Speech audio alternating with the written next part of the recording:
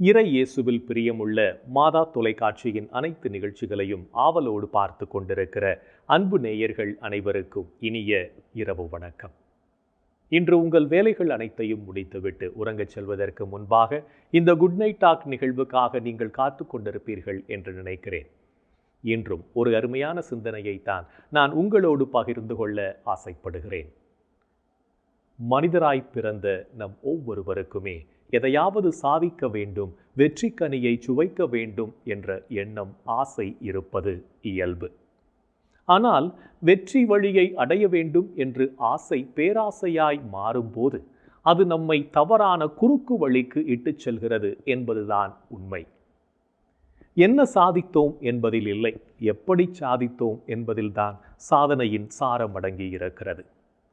பிறரை போல் வெற்றியாளர்களாக வாழ நினைப்பதில் தவறில்லை.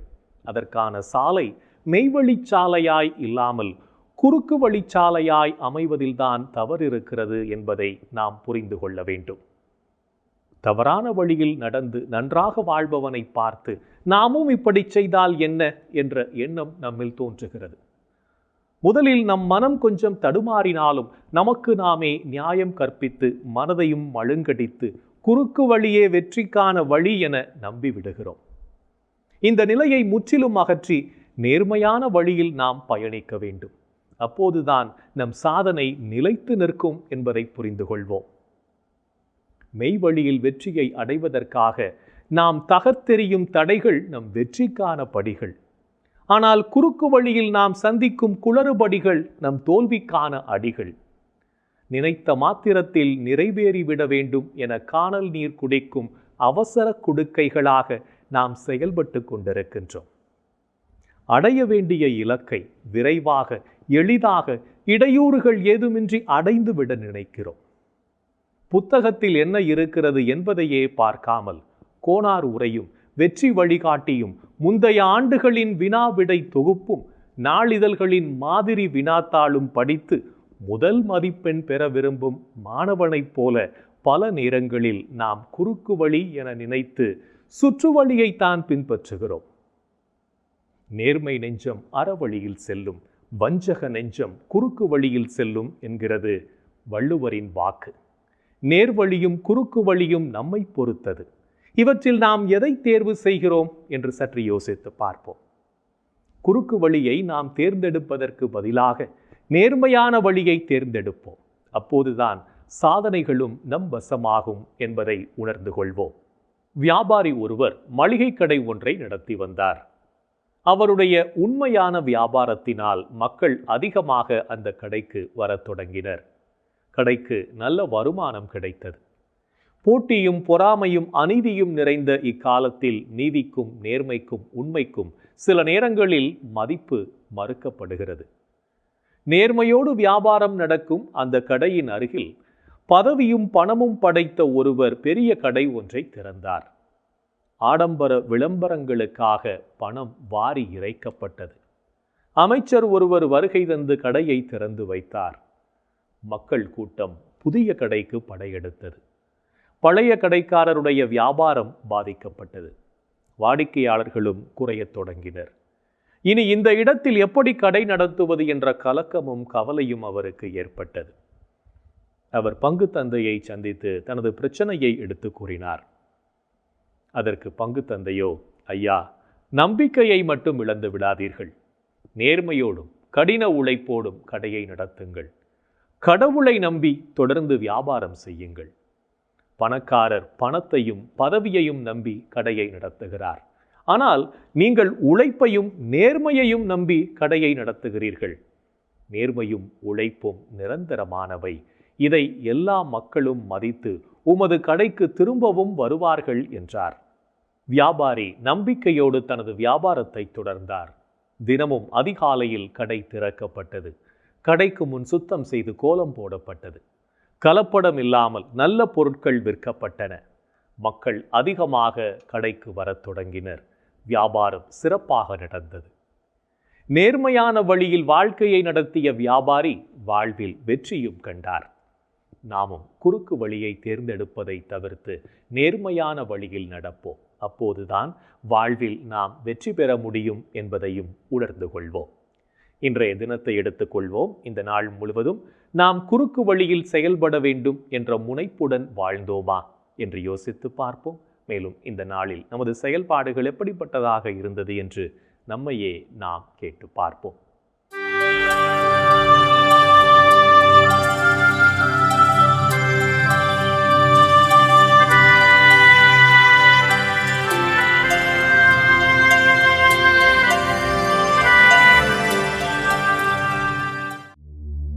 இன்று நீங்கள் தூய ஆவியாரை பழித்து பேசினீர்களா?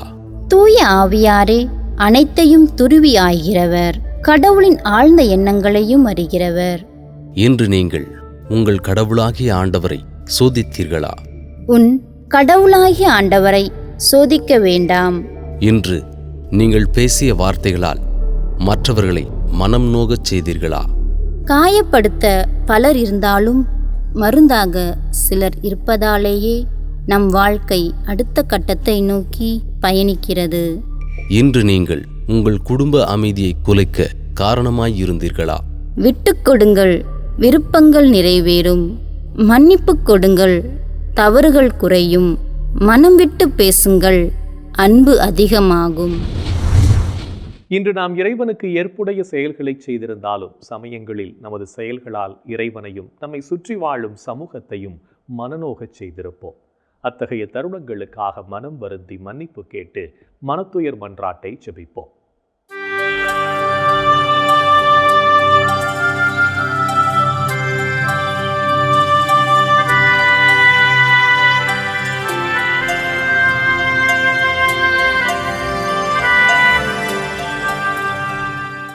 எல்லாம் வல்ல இறைவனிடமும் சகோதர சகோதரிகளே உங்களிடமும் நான் பாவி என ஏற்றுக்கொள்கிறேன்.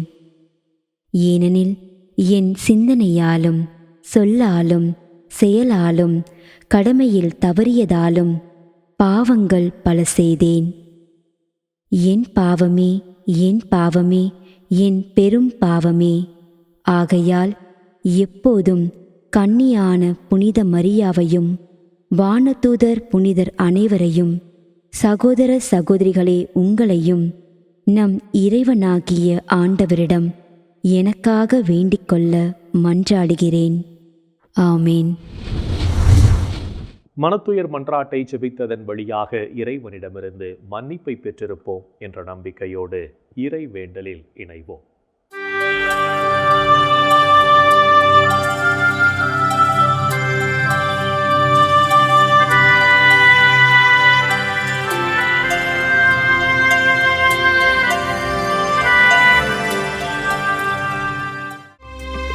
இறைவா இறைவா எமக்கு துணை புரிய வாரும். ஆண்டவரே எமக்கு துணை புரிய விரைந்து வாரும். தந்தைக்கும் மகனுக்கும் தூய ஆவியாருக்கும் மாட்சி உண்டாவதாக. தொடக்கத்தில் இருந்தது போல் இப்பொழுதும் எப்பொழுதும் என்றென்றும் இருப்பதாக. ஆமென்.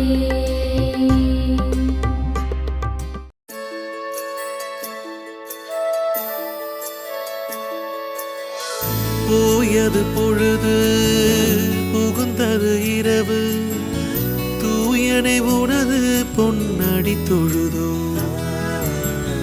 நேயமையெல்லாம் ஏதமும் நீக்கி நீயமையாண்டு காத்தருளையா. கனவுகள் துயில் வழி காணுதல் வேண்டாம், கனவிருள் பூதமும் கண்ணுரல் வேண்டாம். சினமுறு பகைவர் முரணலாம் வெல்வார், ஈனமும் உடலில் அணுகிடாது அருள்வார்.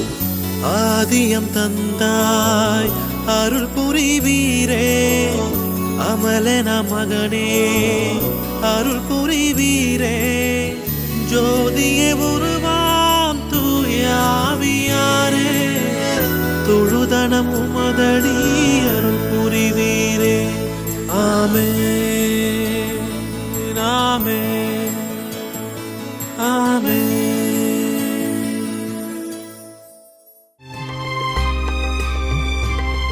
என் ஆண்டவரே என் கடவுளே, பகலில் கதறுகிறேன், இரவில் முன்னிலையில் புலம்புகிறேன். என் ஆண்டவரே என் கடவுளே, பகலில் கதறுகிறேன், இரவில் முன்னிலையில் புலம்புகிறேன்.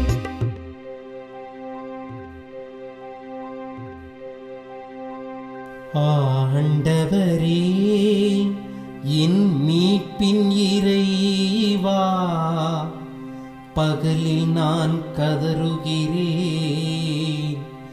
இரவில் உமது முன்னிலையில் புலம்புகின்றேன். என் மன்றாட்டு திருமுன் வருவதாக, என் கூக்குரலுக்கு செவிசாய் தருளும்.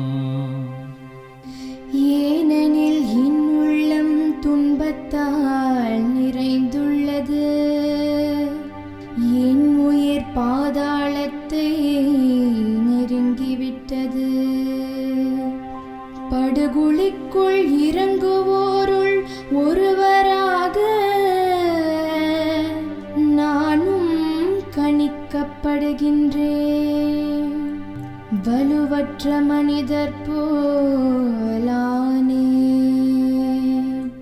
இறந்தோருள் ஒருவராக கைவிடப்பட்டேன், கொலையுண்டு கல்லறையில் கிடப்பவர் போலானேன். அவர்களை நீர் ஒருபோதும் நினைப்பதில்லை, அவர்கள் உமது பாதுகாப்பினின்று அகற்றப்பட்டார்கள்.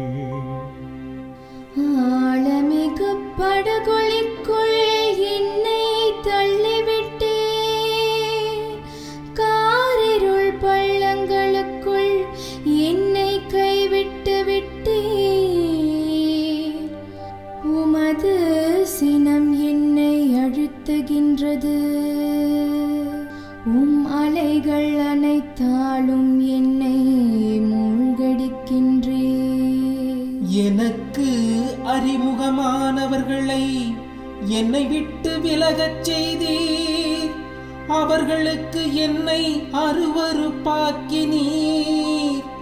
நான் வெளியேற இயலா வண்ணம் அடைபட்டுள்ளேன், துயரத்தினால் என் கண் மங்கி போயிற்று. ஆண்டவரே, நாள்தோறும் உம்மை மன்றாடுகின்றேன், உம்மை நோக்கி என் கைகளை கோப்புகின்றேன். இறந்தோர்க்காகவா நீர் வியத்தக செயல்கள் செய்வீர்? கீழுலகின் நாவிகள் எழுந்து உம்மை புகழுமோ? கல்லறையில் உமது பேரன்பு எடுத்துரைக்கப்படுமா? பாதாளத்தில் உமது சொல்லுறுதி அறிவிக்கப்படுமா?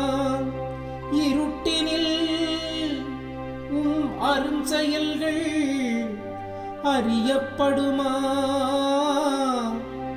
மறதி உலகில் நீதி நேரி உணரப்படுமா?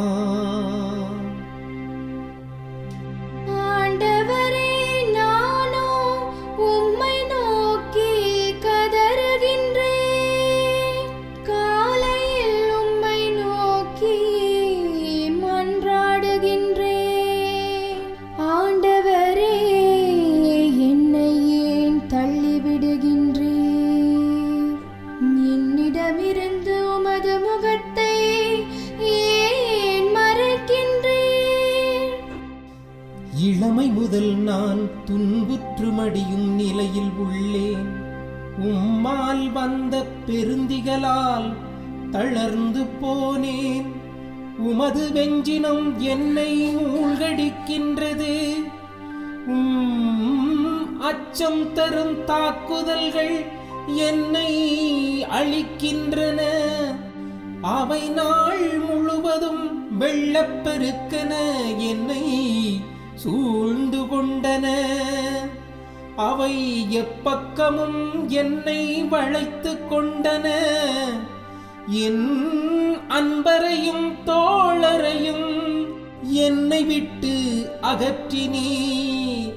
இருளே என் நண்பன், இருளே என் நண்பன்.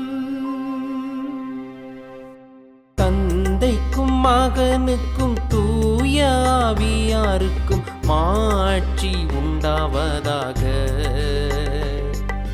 தொடக்கத்தில் இருந்தது போல் இப்பொழுதும் எப்பொழுதும் என்றென்றும் இருப்பதாக. ஆமென். என் ஆண்டவரே, என் கடவுளே, பகலில் கதறுகிறேன், இரவில் உம் முன்னிலையில் புலம்புகிறேன். என் ஆண்டவரே, என் கடவுளே, பகலில் கதறுகிறேன், இரவில் உம் முன்னிலையில் புலம்புகிறேன். இறைவனின் உடனிருப்பு இந்த இரவு பொழுதிலும் நம்மை பாதுகாத்து வழிநடத்தும் என்ற நம்பிக்கையை இறை வேண்டலின் வழியாக பெற்றுக்கொண்ட நாம் இப்போது நாளைய நற்செய்தி வாசகத்திற்கு செவிமடுப்போம்.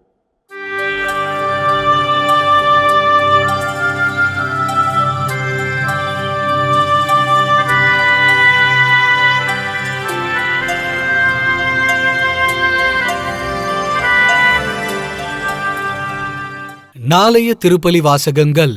முதல் வாசகம் அரசர்கள் முதல் நூலிலிருந்து வாசகம். அதிகாரம் 12, இறை வார்த்தைகள் 26 முதல் 32 மற்றும் அதிகாரம் 13, இறை வார்த்தைகள் 33 முதல் 34 முடிய. பதிலுரை பாடல். திருப்பாடல் 106, இறை வார்த்தைகள் 6 முதல் 7 மற்றும் 19 முதல் 22 முடிய. மார்க்கு எழுதிய தூய நற்செய்தியிலிருந்து வாசகம். அதிகாரம் 8, இறை வார்த்தைகள் 1 முதல் 10 முடிய. அக்காலத்தில் மீண்டும் பெருந்திரளான மக்கள் கூடியிருந்தார்கள். உண்பதற்கு அவர்களிடம் ஒன்றுமில்லை. இயேசு தம் சீடரை வரவழைத்து அவர்களிடம், நான் இம்மக்கள் கூட்டத்தின் மீது பரிவு கொள்கிறேன். ஏற்கனவே 3 நாள்களாக இவர்கள் என்னுடன் இருக்கிறார்கள். உண்பதற்கும் இவர்களிடம் எதுவுமில்லை. நான் இவர்களை பட்டினியாக வீட்டிற்கு அனுப்பிவிட்டால் வழியில் தளர்ச்சி அடைவார்கள். இவர்களுள் சிலர் நெடுந்தொலைவிலிருந்து வந்துள்ளனர் என்று கூறினார். அதற்கு அவருடைய சீடர்கள், இப்பாலை நிலத்தில் இவர்களுக்கு போதுமான உணவு அளிப்பது எப்படி என்று கேட்டார்கள். அப்போது அவர் அவர்களை பார்த்து, உங்களிடம் எத்தனை அப்பங்கள் உள்ளன என்று கேட்டார். அவர்கள் 7 என்றார்கள். தரையில் அமர மக்களுக்கு அவர் கட்டளையிட்டார். பின்பு அந்த 7 அப்பங்களையும் எடுத்து கடவுளுக்கு நன்றி செலுத்தி பிட்டு பரிமாறும்படி தம் சீடர்களிடம் கொடுக்க அவர்களும் மக்களுக்கு அளித்தார்கள். சிறு மீன்கள் சிலவும் அவர்களிடம் இருந்தன. அவற்றின் மீதும் அவர் ஆசி கூறி பரிமாறச் சொன்னார். அவர்கள் வயிறார உண்டார்கள். மீதியாயிருந்த துண்டுகளை 7 கூடைகள் நிறைய எடுத்தார்கள். அங்கு இருந்தவர்கள் ஏறத்தாழ 4000 பேர். பின்பு அவர் அவர்களை அனுப்பிவிட்டார். உடனடியாக தம் சீடருடன் படகேறி தல்மொனுத்தா பகுதிக்கு சென்றார். ஆண்டவரின் அருள்வாக்கு. கிறிஸ்துவே உமக்கு புகழ்.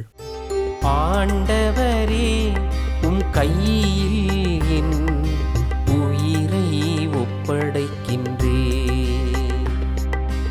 ஆண்டவரே, உம் கையில் என் உயிரை ஒப்படைக்கின்றேன்.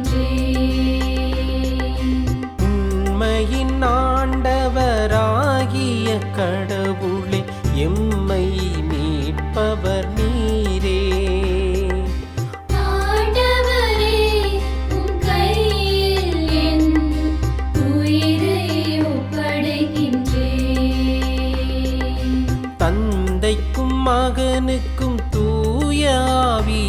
யாருக்கும் மாட்சி உண்டாவதாக.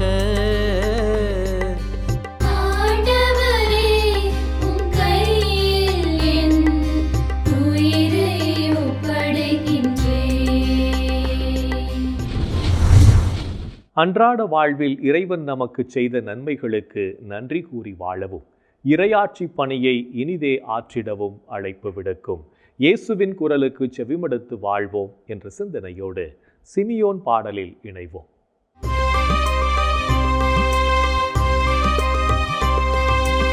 ஆண்டவரே, ஆண்டவரே, நாங்கள் விழித்திருக்கும் போது எங்களை காத்தருளும். நாங்கள் தூங்கும் போது எங்களை பாதுகாத்தருளும்.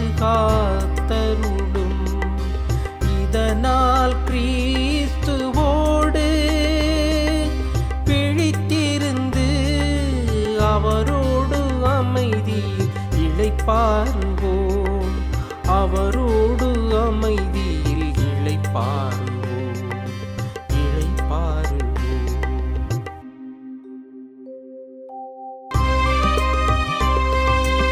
ஆண்டவரே, ஆண்டவரே, உமது சொற்படி உம்மடியான் என்னை இப்போது அமைதியுடன் போகச் செய்கின்றீர். ஏனெனில் மக்கள் அனைவரும் காணுமாறு நீர் ஏற்பாடு செய்துள்ள உமது மீட்பை என் கண்கள் கண்டு கொண்டன. இம்மீட்பே பிற இனத்தாருக்கு வெளிப்பாடு அருளும் மொழி. இதுவேவும் மக்களாகிய இஸ்ராயேலுக்கு பெருமை. இஸ்ராயேலுக்கு பெருமை, இஸ்ராயேலுக்கு பெருமை. தந்தைக்கும் மகனுக்கும் தூய ஆவியாருக்கும் மாட்சி உண்டாவதாக. தொடக்கத்தில் இருந்தது போல் இப்பொழுதும் எப்பொழுதும் என்றென்றும் இருப்பதாக. ஆமென். ஆண்டவரே, ஆண்டவரே, நாங்கள் விழித்திருக்கும் போது எங்களை காத்தருளும். நாங்கள் தூங்கும் போது எங்களை பாதுகாத்தருளும். இதனால் கிறிஸ்துவோடு பிழித்திருந்து அவரோடு அமைதியில் இளைப்பாறுவோம். அவரோடு அமைதியில் இளைப்பாறுவோம், இளைப்பாறுவோம். இறைவன் நம்மை ஒவ்வொரு நொடிப்பொழுதும் அற்புதமாய் வழிநடத்தி கொண்டிருப்பதை சிமியோன் பாடல் வழியாக உணர்ந்து ஜெபித்த நாம் இப்போது நாளைய புனிதரை பற்றி பார்க்கலாம்.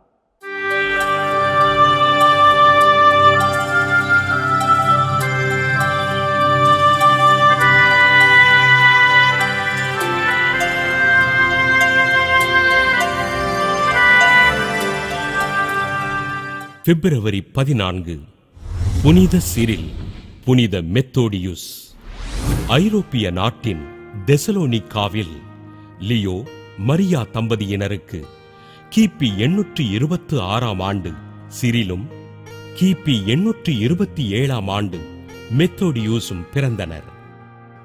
இறைபக்தியில் நிறைந்திருந்த இவர்கள் குருவாக அருட்பொழிவு பெற்று ஐரோப்பாவின் சித்தியா, பல்கோரிய பகுதியில் மறைபணியினை செய்தனர். ஸ்லாவிக் மக்களின் தாய்மொழியான ஸ்லோனிக் மொழிக்கு எழுத்து வடிவம் கொடுத்து அம்மொழியில் வழிபாடுகளை நிறைவேற்றுவதற்கு திருச்சபையிடம் அனுமதி பெற்றனர். கிபி 861 ஆண்டு ரஷ்யாவிலும் கிபி 863 ஆண்டு மொராவியாவிலும் மறைபரப்பு செய்த சிரில் மற்றும் மெத்தோடியூசினை திருத்தந்தை ஆயர்களாக உயர்த்தினார். கிபி 869 ஆண்டு பிப்ரவரி 14 நாள் தன் 43வது வயதில் ஆயர் சிரில் விண்ணகம் சென்றார். ஆயர் மெத்தோடியூஸ் விவிலியத்தை ஸ்லோவோனிக் மொழியில் மொழிபெயர்த்து பல எதிர்ப்புகளுக்கிடையே மறைப்பணிகளை திறம்படச் செய்தார். கிபி 884 ஆண்டு ஏப்ரல் 6 நாள் ஆயர் மெத்தோடியூஸ் இறைவனடி சேர்ந்தார். ஆயர்கள் சிரில் மற்றும் மெத்தோடியூசினை திரு அவை புனிதர்களாக உயர்த்தி பிப்ரவரி 14 நாளை இவர்களது திருநாளாக அறிவித்தது. கிபி 1980 ஆண்டு திருத்தந்தை 2 ஜான் பால் இவர்களை ஐரோப்பாவின் திருத்தூதர்களாகவும் பாதுகாவலர்களாகவும் அறிவித்தார்.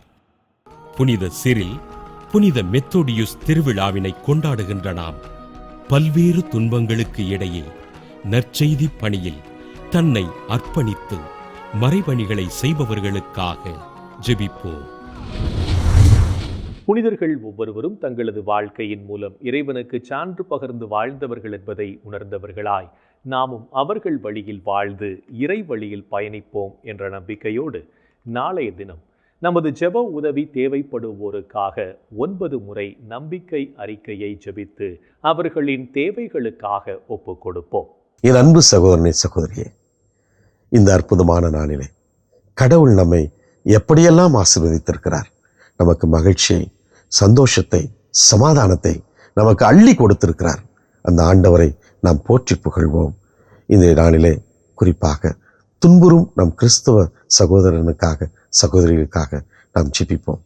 எங்கள் அன்பை உருவான இயேசு ஆண்டவரே, இதோ என்னை குறித்து நீங்கள் சான்று பகர்கின்ற பொழுது, சாட்சி சொல்கின்ற பொழுது உங்களை அடித்து நொறுக்குவார்கள், துன்புறுத்துவார்கள் என்றெல்லாம் நீர் எங்களுக்கு இறைவார்த்தை சொல்லியிருக்கிறீர். ஆண்டவரே இயேசுவே, இந்த தினத்திலே இதோ எம் தாய் நாட்டிலும் பல நாடுகளிலும் கிறிஸ்தவ மக்கள் உமக்கு சாட்சிகள் என்ற ஒரே காரணத்திற்காக பலவிதமான துன்பங்களுக்கு ஆட்படுத்தப்பட்டு இருக்கிறார்கள். அவர்கள் அநியாயமாக கொன்று வீழ்த்தப்பட்டிருக்கிறார்கள். இதோ எம் கிறிஸ்தவ சகோதரன் சகோதரியுடைய ரத்தம் இந்த மண்ணிலே இன்றைக்கும் கொட்டி கொண்டிருக்கிறது. ஆண்டவரே இயேசுவே, இதோ என் சகோதரனை சகோதரியை கிறிஸ்தவ மக்களை நீர் காப்பாற்ற வேண்டும் என்றும் அவர்களுக்கு நீர் துணை வர வேண்டும் என்றும் சொல்லி இந்த நேரத்தில் நாங்கள் கெஞ்சி கேட்கிறோம். நீர் ஒருவரே எங்களுக்கு துணை வர முடியும். உம்மால் மட்டுமே உண்மையான ஆதரவு எங்களுக்கு கிடைக்கும். நாங்கள் கத்தோலிக்கர்கள், கிறிஸ்தவர்கள் என்ற ஒரே காரணத்திற்காக நாங்கள் படுகின்ற துன்பங்களை, வேதனைகளை எல்லாம் உமது திருப்பாதத்தில் நாங்கள் காணிக்கையாக சமர்ப்பிக்கின்றோம். ஆண்டவரே, எம் கிறிஸ்தவ மக்களை நீர் ஆசீர்வதியும். எங்கள் அன்பு தாயே, கிறிஸ்தவர்களின் சகாய தாயே, உமது பிள்ளைகளாக இவர்களுக்காய் நீர் பரிந்து பேசும்படியாக இமை கெஞ்சி கேட்கிறோம். அம்மா, இந்த ஜெபங்களையெல்லாம் எங்கள் ஆண்டவராகிய இயேசுவே உமது வல்லமையான திருநாமத்தின் வழியாக இமை கெஞ்சி வென்றாடுகிறோம். ஆமென். என்றும் வாழும் உயிருள்ள இறைவன் தந்தை, மகன், தூய ஆவியார் நம் அனைவரையும் நிறைவாக ஆசீர்வதிப்பாராக. ஆமென். இந்த ஜெபத்தின் வழியாக இறை அன்பிலும் அரவணைப்பிலும் நாம் நலமோடு வாழ்ந்து கொண்டிருக்கிறோம் என்பதை உணர்ந்திருப்போம். இறை ஆற்றலும் வல்லமையும் என்றும் நம்மில் தங்கும். அன்னை மரியாவும் நமக்காக இறைவனிடம் பரிந்து பேசி நம்மை கரம் பிடித்து வழிநடத்துவார் என்ற நம்பிக்கையோடு அவரின் துணை வேண்டி இந்த நிகழ்வை நிறைவு செய்யலாம். Good night.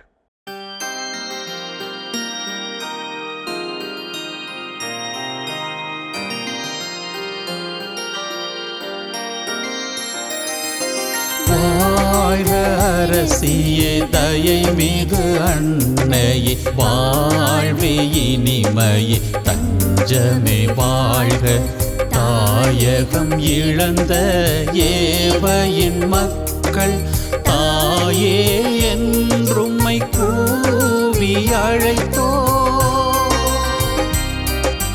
கண்ணீர் கனவாய் நின்றும்மை நோக்கி கதறியே அழுதோம், பெருமூச்செறிந்தோம்.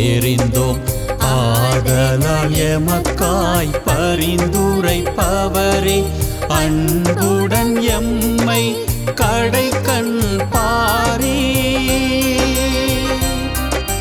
உம் திரு திருவயிற்றின் கனியாம் இயேசுவை இம்மை வாழ்வின் இறுதியில் காட்டுவிற் கருணையின் உருவே தாய்மையின் கனிவே இனிமையின் அன்னை மரியா போற்றி